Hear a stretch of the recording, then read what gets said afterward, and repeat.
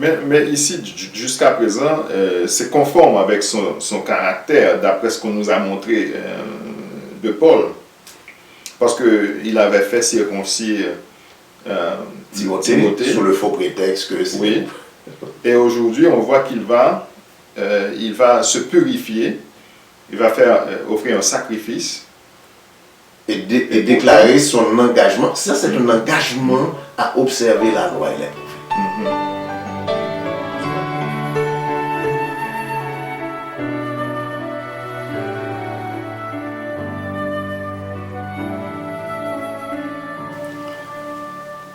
Acte 21, versets 23 et 24. C'est pourquoi fais ce que nous allons te dire. Il y a parmi nous 4 hommes qui ont fait un vœu. Prends-les avec toi, purifie-toi avec eux et pourvois à leurs dépenses afin qu'ils se rasent la tête. Et ainsi tous sauront ce qu'ils ont entendu dire sur ton compte est faux, mais que toi aussi tu te conduis en observateur de la loi. Vous connaîtrez la vérité et la vérité vous affranchira. Bienvenue à cette nouvelle présentation. Comment a été votre semaine? Plutôt bien, avec de petits soucis par-ci par-là, mais qui font partie du rythme de cette vie. Je finis par accepter comme ça. Mais sinon, ça va bien et je souhaite qu'il en soit le même pour nos amis et pour toi. Et comment a été ta semaine? Bon, semaine très fatigante avec des malaises cardiovasculaires, mais le Créateur nous a permis de passer à travers cette semaine et nous continuons à prendre soin de notre santé puisque c'est nous qui devons prendre soin de notre santé en suivant les principes de santé qui nous permettent de vivre bien. Ouais, dormir tôt, bien manger, faire de l'exercice, c'est ça que nous devons faire. Hein. C'est ça. Ouais. Pas toujours facile. Pas toujours facile. Ouais. Et nous voulons saluer aujourd'hui certains amis qui nous regardent et qui font partie de notre groupe WhatsApp. Nous avons cette semaine, il y a trois personnes qui ont intégré et même 4 qui ont intégré le groupe WhatsApp de Quête de Vérité. Cette semaine, nous avons Pierre-Augustin à Fort-de-France. Nous avons Benji qui est en Haïti. Nous avons un autre frère, mais j'oublie déjà son nom. Et ça va nous prendre du temps pour chercher son nom parce qu'aujourd'hui, je peux dire que nous pouvons compter à peu près presque une centaine de personnes sur le groupe Quête de Vérité. Okay. Alors, il sait de qui je parle. Il est au Brésil. Il a intégré le groupe WhatsApp. Il y a un autre frère, je m'excuse, d'Haïti. C'est le frère Benji. Nous les saluons tous et nous leur souhaitons la bienvenue à notre étude, notre présentation pour cette nouvelle semaine. Et la présentation de cette semaine, c'est la présentation numéro 10. Paul redevient juif. Et avant de commenter ce texte, disons, de Acte 21, est-ce que vous pouvez nous conduire dans la prière? Avec plaisir. Créateur de l'univers et du monde, notre Créateur, notre Père, nous venons ensemble devant toi et à tout au cours de la semaine, chacun de nos amis qui va ouvrir cette présentation et nous ouvrons à l'avance son cœur à toi et nous te supplions de venir te glorifier en nous. Nous n'avons pas de doctrine, nous n'avons pas d'église propre à nous, nous cherchons seulement ta face. Et nous réexaminons les enseignements que nous avons reçus pour voir si c'est conforme à ta volonté. Alors guide-nous par ton esprit, nous te prions. Donne-nous de la compréhension. Notre questionnement peut être difficile pour certains et incommodant pour d'autres, dépendamment de quel cercle auquel ils appartiennent. Mais nous te supplions de nous guider tous par ton esprit et de nous aider à parler de ta part, pas pour notre gloire, car nous sommes ignorants. Guide-nous, nous t'en prions dans toutes tes voies. Révèle-toi à nous, à nos amis, qui avec nous, ensemble, cherchons ta face et nous te supplions de te révéler à nous, à cette communauté. Et même nos amis qui ne sont pas confortables avec notre questionnement, fais que ton esprit trouve le chemin de leur cœur et les conduise à toi. Qu'il en soit ainsi pour ta gloire. Alléluia. Alléluia. Encore une fois, bienvenue à notre 10e présentation. Paul redevint juif. Mais en attendant de passer à notre texte pour l'étude pour cette semaine, à savoir Acte 21, nous avons reçu des questions et des commentaires cette semaine. Bonjour, je suis un frère adventiste de Guadeloupe. Je viens juste de découvrir vos vidéos YouTube qui m'affranchissent, car je suis en quête de vérité. Puis-je faire partie de votre groupe WhatsApp? Alors, il va être intégré, il va intégrer notre groupe WhatsApp sous peu. Je vais essayer de lui parler d'abord avant de l'ajouter sur ce groupe. Voilà. Force et courage, Dieu est avec vous pour vos commentaires. Daniel, c'est son nom. Voilà, formidable. Merci. Le commentaire, nous cherchons ensemble. Nous cherchons ensemble. Deuxième long commentaire et question. Je viens de visionner les 5 vidéos sur YouTube, les origines bibliques et histoire du peuple noir. Et je dois dire que j'ai vraiment été édifié. Cependant, j'aurai quelques questions à vous poser. En effet, je suis adventiste du 7e jour, né en Guyane française et de parents haïtiens. Je n'ai pas eu, hélas, le privilège de connaître ce beau pays Haïti. Actuellement, je vis en France métropolitaine et je ne parle pas l'anglais malheureusement pour info. J'ai longtemps erré dans le monde. Lorsque le Seigneur m'a appelé à lui, j'ai commencé à me nourrir de sa parole jusqu'au jour où je me suis posé des questions sur mes origines. En tant qu'adventiste, je me suis tout naturellement intéressé aux écrits de la sœur Ellen G. White. Mais depuis vos vidéos, la question qui me vient, est, d'après toutes ces visions, comment n'a-t-elle pas pu indiquer la couleur de peau des protagonistes de la Bible? A-t-elle réellement eu des propos douteux sur les Noirs? Dois-je continuer à lire l'esprit de prophétie? Sinon, pourriez-vous m'apporter des preuves tangibles sur le fait qu'elle n'ait jamais été inspirée? J'ai constaté que beaucoup d'adventistes du 7e jour rejettent ces écrits, mais je ne veux pas pécher contre Yah, mon Elohim. Je sais que le nom de notre glorieux Sauveur est Yahushua, mais est-ce que Yahshua peut se dire aussi? Enfin, si nous devons plus nous identifier en tant que chrétiens, quelle serait notre appellation messianique, puisque c'est déjà utilisé par certains ou autres? Merci par avance, d'après ce qu'il dit, pour vos réponses, car j'ai réellement besoin d'éclaircissement. Que notre Seigneur Yahushua, Hamashiach, vous bénisse abondamment. Géorgie. Voilà, je constate qu'il a beaucoup d'informations. Ouais. Déjà, Ouais. c'est déjà bien. Sylvia Paris, je lui conseillerais de faire un petit saut, je pense à la maison africaine, je ne sais pas si c'est encore là, et de commencer à lire les livres du docteur Cheikh Anta Diop.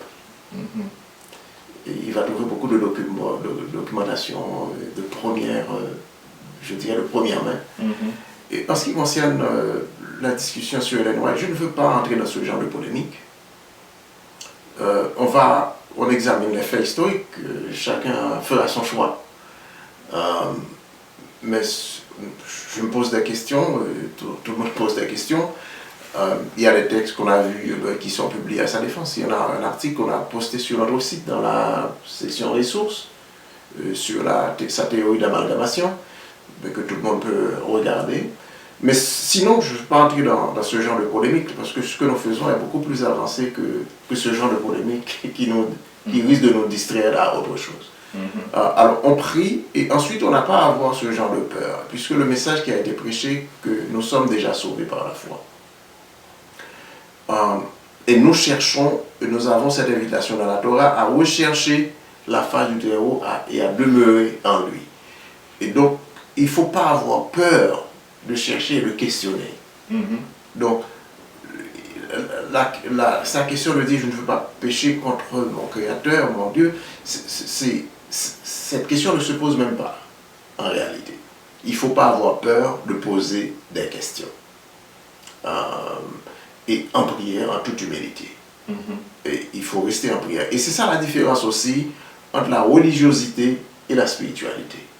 Quand on est sur un parcours spirituel, quelle que soit votre dénomination, les dirigeants peuvent avoir peur de perdre un membre, ou si ça devait se produire, hein, je ne dis pas que ça va se produire, ils peuvent avoir peur, mais toi tu ne peux pas avoir peur dans ce cheminement spirituel où tu es en contact, la communication intérieure constamment avec le Tout-Puissant, le Créateur. Il ne faut pas avoir peur. Dieu n'est pas ce genre de comment dirais-je, de superviseur dictatorial qui se tient là avec le marteau. Quand tu fais une erreur, tu poses une question, il t'écrase la tête.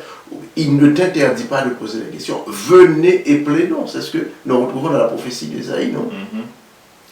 Venez. Et alors, quand on plaide, on pose des questions. On pose des questions. Et quand on est devant cette souveraineté, cette immense lumière, nos questions sont répondues à l'instant. Donc il faut poser toutes sortes de questions. Il ne faut pas avoir peur de ça. C'est ce que je dirais à notre frère. Mais il y a des documents aussi en français. Donc, les publications de Cheikh Anta Diop et d'autres, il y en a beaucoup plus en anglais, mais les travaux de Cheikh Anta Diop sont des travaux fondateurs. Voilà. Et il y a les actes. Aussi, j'ai déjà attiré l'attention d'une amie africaine qui nous avait posé cette question il y a quelques mois ou quelques années. Cette documentation est disponible gratuitement en ligne. Recherchez les 8 volumes, je pense, des actes du colloque du Caire de 1976. Les actes du colloque sont édités par Dr Joseph Kizerbo et qui sont disponibles. Peut-être la Maison africaine va vous aider à trouver ces documents aussi, ou bien téléchargez-les en ligne et lisez. Voilà. Il voulait savoir aussi s'il doit continuer à lire. Ça, c'est à lui de choisir. C'est son choix. Voilà. Ouais. Bonjour mes frères, je voulais signaler que vous avez fait une petite erreur quand vous dites que Marc, etc., c'est plutôt Jacques, acte 15, 13. C'est notre frère Jean-Aubert. On traduisait James, on parlait de Jean-Marc. Bon voilà, c'est ça. Merci beaucoup pour cette remarque. Shalom. Aucun des théologiens ou pasteurs n'oseront intervenir, sinon ils vont devoir changer de métier. Leur confort, entre parenthèses. Jean-Michel, parce qu'on avait fait un appel, on avait lancé un appel. Oui. Nous cherchons, nous n'avons aucune prétention à la vérité. Nous ne disons pas que nous détenons la vérité. Nous réexaminons les enseignements qui nous ont été donnés et nous posons des questions et nous invitons les gens qui ont des connaissances plus avancées, s'ils veulent bien partager avec nous, ou répondre à nos questions. Et nous sommes sincères. Mais nous ne voulons pas lancer ce genre de défi de polémique non plus. Parce que je sais très clairement, au moment où je parle autour de cette table, j'ai en tête des gens qui sont pasteurs, mais qui sont au courant de cette information. Et je ne mens pas, je vous dis la vérité. Qui sont au courant. Il y a des questions que nous soulevons ici qui sont soulevées dans les classes de théologie, dans les écoles de théologie. Mais sauf que les gens ont peur d'aller partager ça avec les amis, parce que les membres vont être les premiers à se révolter contre eux. Et les dirigeants vont évidemment, si les pasteurs avancent aussi loin dans leur questionnement, ils sont automatiquement virés. Qu'est-ce qui est le plus important? Est-ce que c'est de donner un doux mensonge ou une vérité qui est dure à entendre? Moi, je préfère, comme le disait Walter Ray, Mhm. je préfère, je préfère une vérité qui dérange, qui blesse, Mhm. qu'un mensonge doux, comme tu l'as dit. Mhm. C'est pour ça que je questionne. Je n'ai pas le temps. Je questionne depuis l'école secondaire. Mhm. Et mon questionnement avance de plus en plus. Et je n'ai pas. À moins que le Tout-Puissant me demande d'arrêter, je vais continuer à chercher sa face. Mhm. Donc mon questionnement va continuer. Mhm. Mais par contre, je sais, il y a beaucoup de pasteurs qui sont au courant de ce que nous disons là. Voilà. Ils ne sont pas ignorants. Alors, je pense que on termine avec la série de questions et de commentaires. Voilà. C'est le moment de passer à notre étude sur Paul qui redevint juif. Pourquoi ce titre? Parce qu'il y a quelque chose d'assez troublant.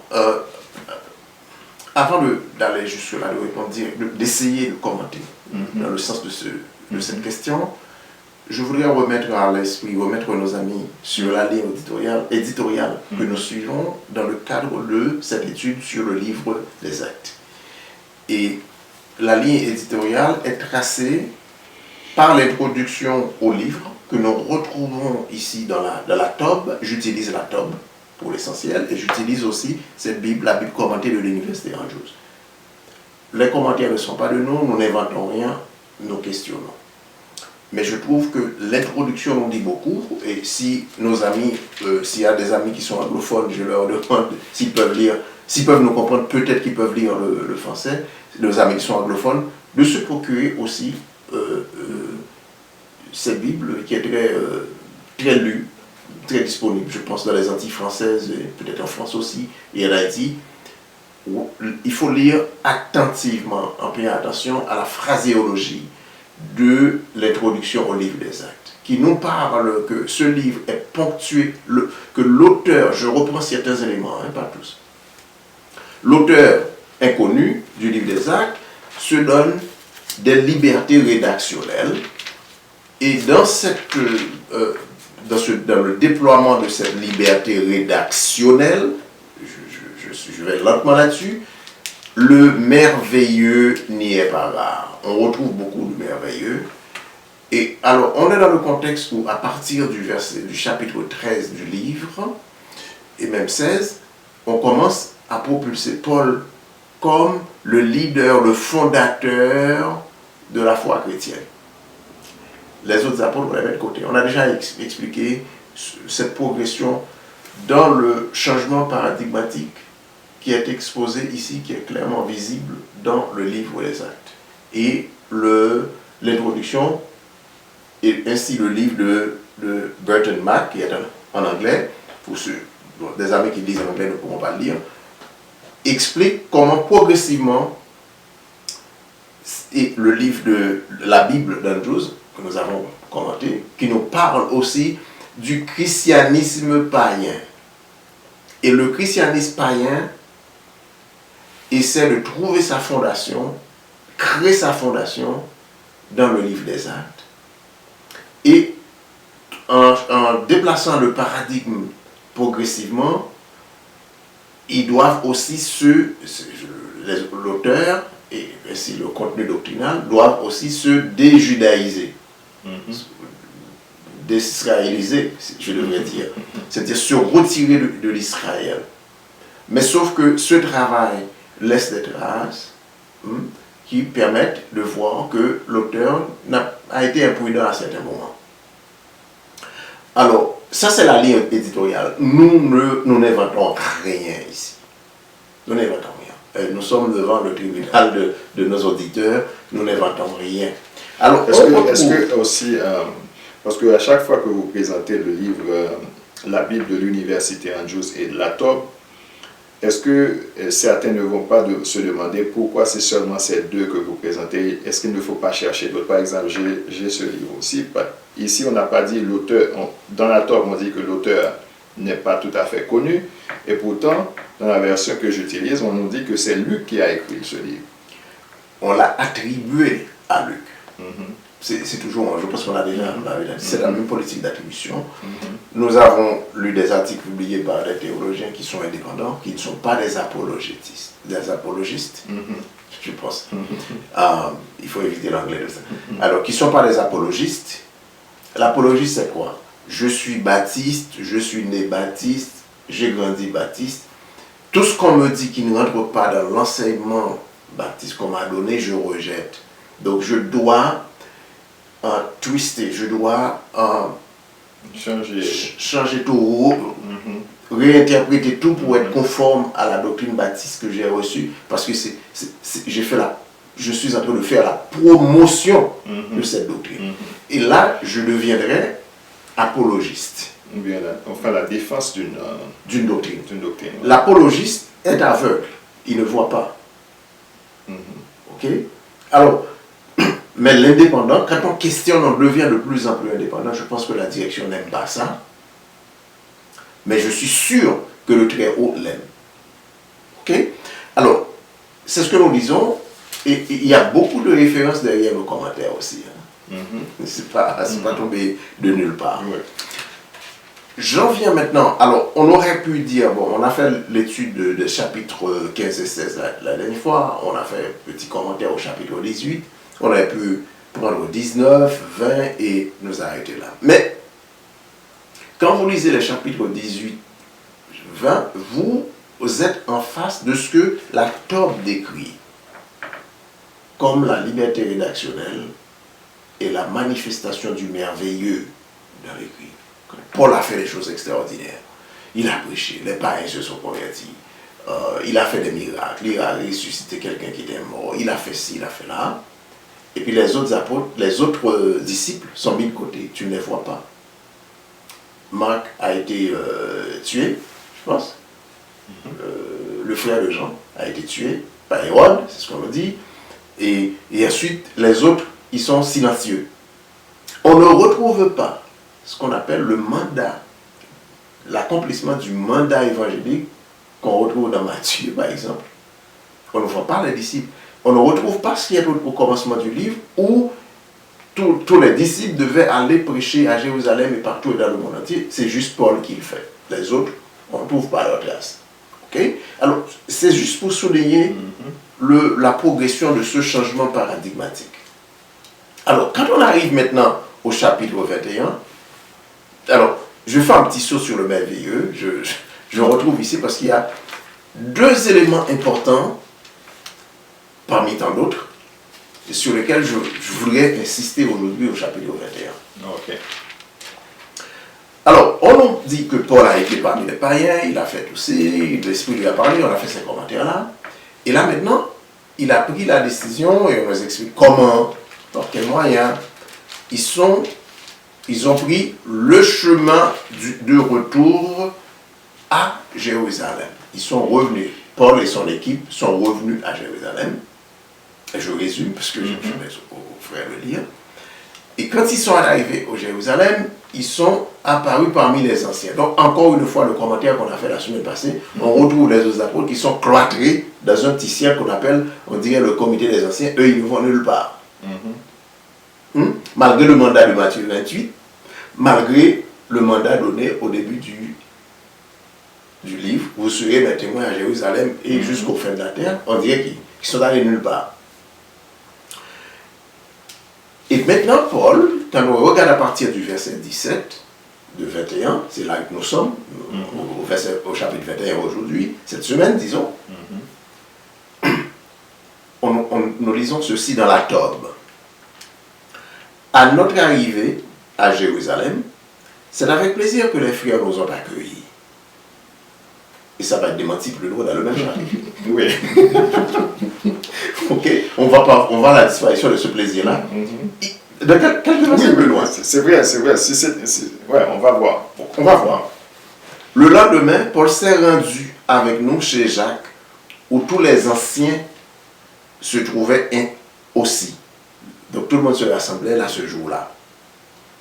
Les ayant salués, Paul, leur racontait en détail tout ce que, par son service, Dieu avait accompli chez les païens. les auditeurs de Paul rendaient gloire à Dieu et lui dirent, tu peux voir, frère, combien de milliers de fidèles il y a parmi les Juifs. Le plaisir commence à disparaître. Hein? Je ne sais pas si on voit là le ton. Parmi les Juifs, et tous sont d'ardents partisans de la loi. Et tu viens de raconter des gens qui se convertissent, qui n'ont pas besoin de loi. Alors ça contredit aussi le décret de Jérusalem automatiquement. Hein? Et toi, nous te disons que il y a beaucoup, des milliers de gens qui ont accepté la réforme de Yahushua à Jérusalem et qui sont des observateurs de la loi. Et nous aussi, c'est pas dit comme ça ici, nous sommes des observateurs de la loi aussi. Comprenez? Ça c'est en Philippe. Il faut lire la ligne. Alors, si les gens ne sont pas d'accord avec nous, je leur montrerai comment découvrir ça. Parce que si tu n'observes pas la loi, tu prêches contre la loi, le peuple ne t'accepte pas. À la loi et au témoignage, si on n'en parle pas ici, il n'y a pas d'aurore pour le peuple. C'est pas ce qu'on dit. Oui. C'est la prophétie des Aïe. Quelle loi dont on parle là même? On parle de la Torah. Les instructions. La même loi que dans Matthieu 5, 17 à 19, Yahushua a dit, je ne suis pas venu détruire. Et ces lois-là vont rester tant aussi longtemps qu'il y a un ciel et qu'il y a une terre. Ok? Et pas un seul trait. Il n'y a pas de distinction entre cérémonial et autre. Pas un seul trait. Il n'y a pas de distinction théologique là. Tout ça reste intact. Bon. On y arrive. Il leur dit, tu peux voir, frère, singulier, combien de milliers de fidèles il y a parmi les Juifs. Et tous sont d'ardents partisans de la loi. Or, ils sont au courant de bruit qui court à ton sujet, Paul. Ton enseignement pousserait tous les Juifs qui vivent parmi les païens à abandonner Moïse. Tu leur dirais, au conditionnel, de ne plus circoncire leurs enfants et de ne plus suivre les règles. Où est le décret de Jérusalem ici? Et il est à Jérusalem. Qui est en train de dire ça? On nous dit que les anciens qui sont lâchés et qui sont en train de lui dire, tu as abandonné la circoncision, tu as dit aux gens de ne plus se circoncire et tu as poussé les Israélites à suivre un autre chemin que ces Israélites qui sont à Jérusalem, qui ont accepté la réforme de Yahushua, qui pourtant se font circoncire leurs enfants et observent la loi. Mais toi, tu observes aux gens, tu dis aux gens de ne pas observer la loi. Et je pose une question là. Où est le décret de Jérusalem? Parce qu'on a falsifié le décret de Jérusalem. Et ce n'est pas n'importe qui lui parle là, c'était les anciens. Les mêmes anciens qui auraient formé le décret de Jérusalem. Je ne sais pas si on voit la trace de contradiction dans ça. Si c'est moi qui ai un problème ou bien c'est nous qui avons un problème autour de cette table, qu'on nous aide à voir clair, parce que nous cherchons à voir clair. Ok? Que faire? Ils vont sans aucun doute apprendre que tu es là, Paul. Nos frères ici vont apprendre, toi qui prêches une fausse doctrine là-bas, là, ils vont apprendre que tu es là. Il ne faut pas t'accepter. N'oublie pas que nous disons qu'au temps de Paul, il était considéré comme un faux prophète en Israël. Nous ne l'accusons pas. Et voilà le texte à l'appui de ça. Alors, fais donc ce que nous allons te dire, Paul. Je répète Paul pour que les gens voient qu'on parle de Paul ici. Les mêmes anciens qui ont dit, fais donc ce que nous allons te dire. Quoi? Nous avons 4 hommes qui sont tenus par un vœu, qui vont se faire, on va voir de quelle nature. Prends-les avec toi et accomplis la purification en même temps qu'eux et charge-toi de leurs dépenses. Ok? Tu t'es dévié de la voie. Tu as péché, tu dois être purifié, Paul. C'est ça le message. Au lieu de venir prêcher ton message de conversion, toi tu dois être converti parce que tu comprends-tu la chose qui se passe ici? Maintenant, que devient ce fameux décret de Jérusalem en 4 commandements pour les païens? Est-ce que c'est pas ce texte n'est pas en train de contredire ce qu'il a dit là-bas? Ok. Alors, qu'est-ce qu'on va demander au Paul? C'est intéressant de lire ce texte-là. Parce qu'il ne faut pas qu'on dise que nous disons, parce que nous n'avons pas de théologie, nous lisons, nous posons des questions. Et alors, prends ces hommes avec toi, c'est ce qu'on va dire, tu te charges de leurs dépenses Quel type de dépense? Parce que il faut faire un sacrifice de purification, donc il faut acheter des animaux, il faut payer l'offrande du temple. Tu te charges de ça, donc il semble que Paul est revenu avec suffisamment de sous pour faire ce genre de dépenses, n'est-ce pas? Ils pourront ainsi se faire raser la tête et tout le monde comprendra que les bruits qui courent à ton sujet ne signifient rien, mais que tu te conformes, toi aussi, à l'observation de la loi, Paul. Il faut que tu reprennes cet engagement à observer la loi. Est-ce que Paul a refusé? Alors, ce que nous ne comprenons pas trop ici, il y avait des gens qui ont fait un vœu, c'est comme si c'était un vœu, on peut lire entre les lignes, un vœu de Naziréa, parce que leurs cheveux étaient peut-être très longs, parce qu'on demande de se raser. Alors, lui, est-ce qu'il avait fait ce vœu aussi? Pourquoi il devrait se purifier? Il me semble. Parce que tu te confies, quand tu fais ce vœu-là, c'est que tu acceptes tout l'enseignement de la Torah. Toute la loi et les prophètes, les instructions, tu acceptes.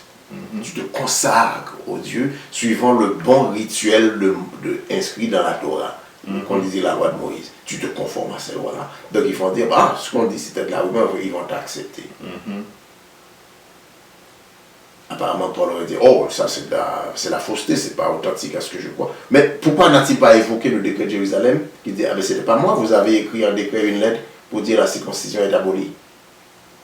Il est revenu à Jérusalem, il accepte de se rejudaïser, si vous voulez. Mais ici, jusqu'à présent, c'est conforme avec son caractère, d'après ce qu'on nous a montré de Paul. Parce qu'il avait fait circoncire Timothée sous le faux prétexte que c'est... Oui. Et aujourd'hui, on voit qu'il va se purifier, il va offrir un sacrifice.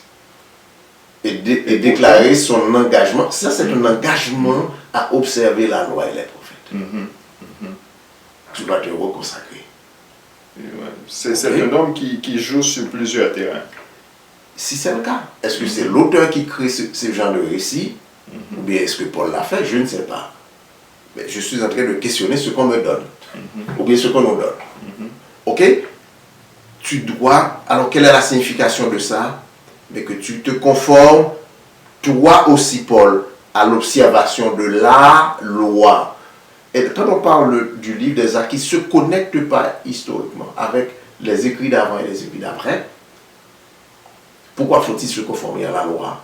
Alors que tout le monde proclame l'abolition de la loi avec le décret de Jérusalem, avec les lettres de Paul, non? Est-ce qu'il va le faire? Quant aux païens qui sont devenus croyants, nous leur avons écrit nos décisions, contradiction immédiate, n'est-ce pas? Alors on ne retrouve pas cet accueil joyeux de Paul, parce que les frères ont accueilli Paul avec stupéfaction. Bon. Se garder de la viande, etc. Donc on retrouve des éléments de choses qui nous paraissent contradictoires, c'est les seules choses. C'est-à-dire, on va laisser la vague des païens faire cette pratique minimale, ils peuvent s'adonner à leur adoration, mais toi, tu te coupes d'eux, tu vas faire ça. Comment puis-je croire en une chose et pratiquer une autre chose, comme tu viens de le dire?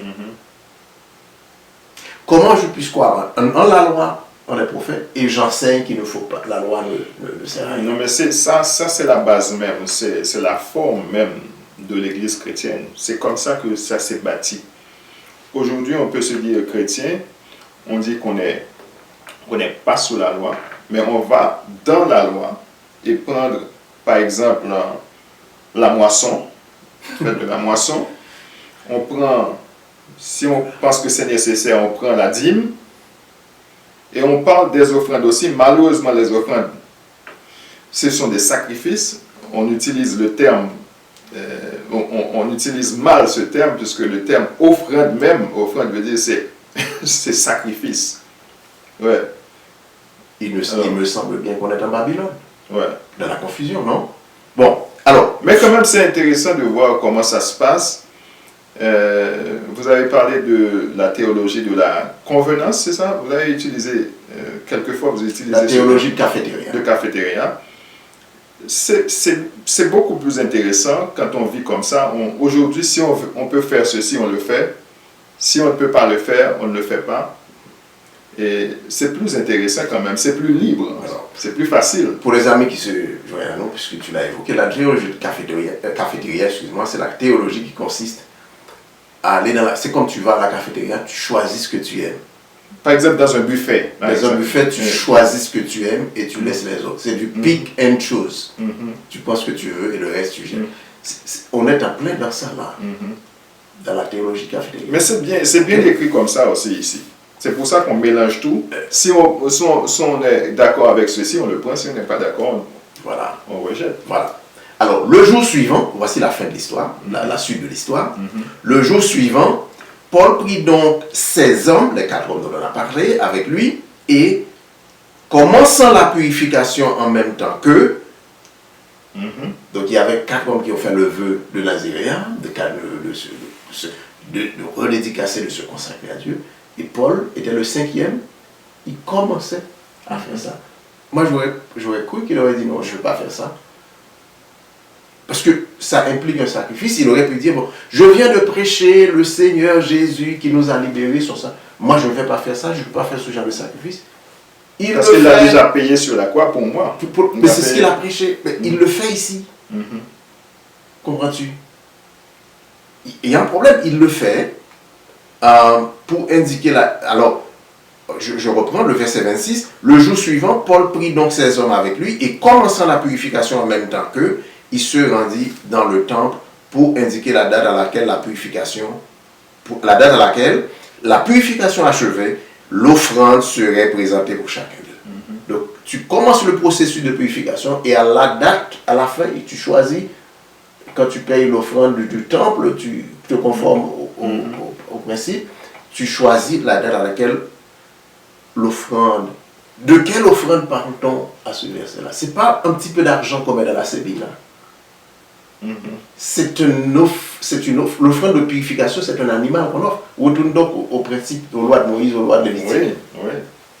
Pourquoi Paul, qui vient de prêcher le Seigneur Jésus, va se conformer à ça? Il a commencé. Il s'est rendu au temple et c'est là que son problème... C'est là que son problème a commencé. Les gens ne voient pas ces choses-là.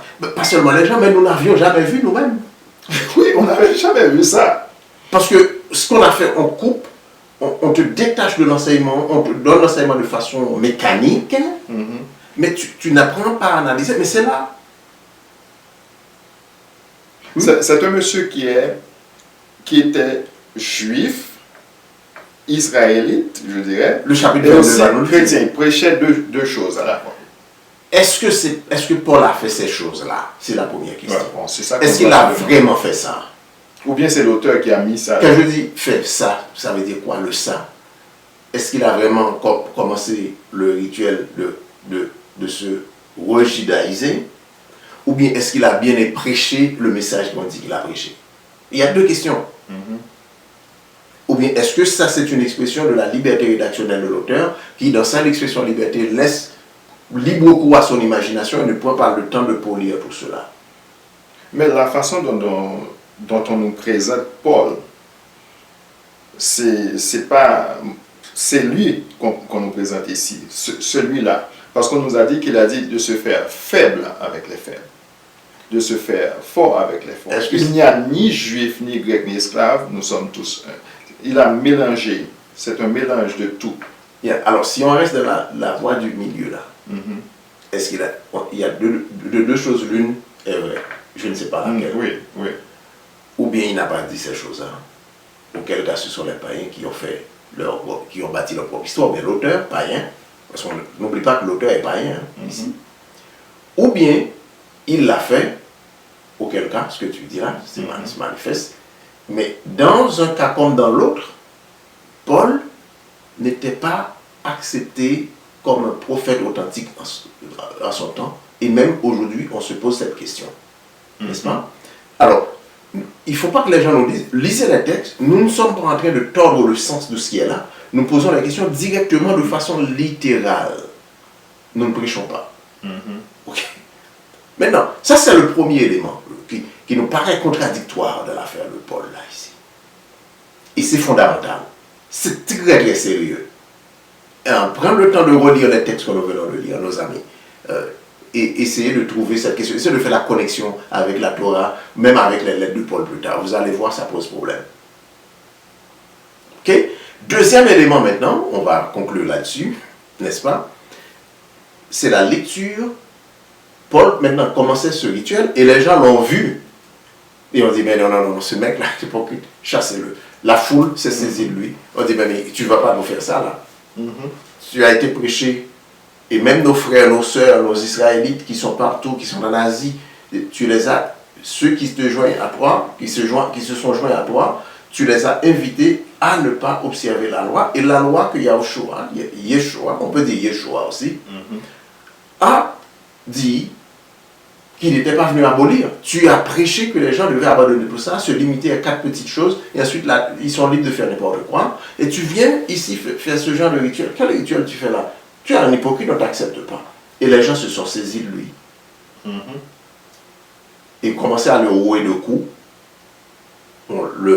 Les soldats romains sont intervenus apparemment et l'ont tiré de cette situation. On a dit on va l'emmener dans la forteresse. La forteresse c'était ce genre de garnison militaire adjacent au temple que contrôlaient les Grecs dans un premier temps, mais contrôlaient les Romains en ce temps-là. Et une fois qu'il est sur la marche, c'est-à-dire qu'il est un petit peu hors de danger, il a demandé à parler aux gens, à s'adresser à la foule. Et là, on va retrouver au chapitre 22, qu'on ne va pas commenter aujourd'hui, vraiment on ne va pas le qualifier, on va rester, parce qu'il y a des problèmes dans le 22, on va voir. Maintenant, Paul, quand il a demandé au géolique qui parlait grec de lui donner la permission de s'adresser au peuple. Qu'est-ce que le géolique lui a répondu? On trouve la réponse regardons à partir du verset 39. C'est très court, on va aller très vite. Moi, reprit Paul, je suis juif de Tarse, en Sicile, citoyen d'une ville qui n'est pas sans renom. Donc, encore on retrouve son moi qui s'exprime et qui est incompatible avec sa mission. Je t'en prie, autorise-moi à parler au peuple. Alors, je ne retrouve pas... non, il faut retourner au verset 37. Au moment où il allait le faire entrer dans la forteresse, Paul dit au tribun, « Pourrais-je te dire un mot ?» Et le tribun qui a répondu, « Tu sais parler le grec ?» Ce n'est donc pas toi, l'Égyptien, qui, ces derniers temps, a soulevé et emmené au désert 4000 sicaires. Voilà, 4000 sicaires, on devait en parler, mais le petit commentaire de conclusion, je vais le faire ici. Le tribun lui a dit, a pensé que Paul était un Égyptien. Oh! Et c'est pour ça que je dis à mon frère qui est en France, d'aller dire chez Antadia. Les Égyptiens étaient des Noirs.